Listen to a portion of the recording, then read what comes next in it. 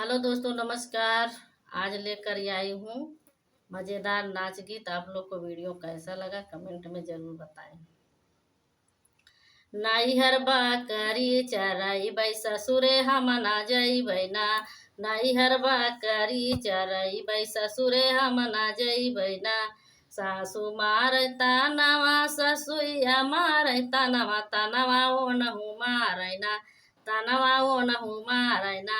जेकरे संगवा से नूरदानवा तानवा ओनहु मारै ना।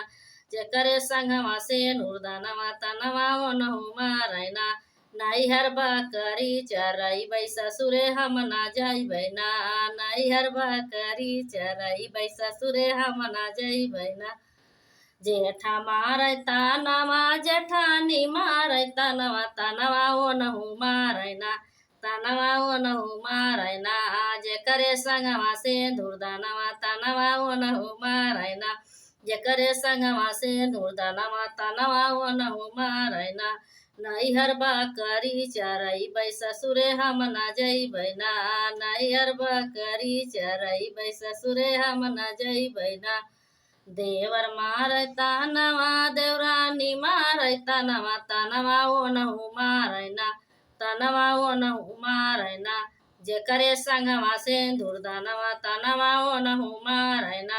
जेकरे संगवा से नूरदानवा तानवा ओनहु मारै ना। नाइहर बकरी चरइबै ससुरे हम ना जइबै ना। नाइहर बकरी चरइबै ससुरे हम ना जइबै ना। सैया मारै तानवा सवतिया मारै तानवा तानवा ओनहु मारै ना। तानवा ओनहु मारै ना। जेकरे संगवा से नूरदानवा तानवा ओनहु मारै ना। जेकरे संगवा से नूरदानवा तानवा ओनहु मारै ना। नाइहर बकरी चरइबै ससुरे हम ना जइबै ना।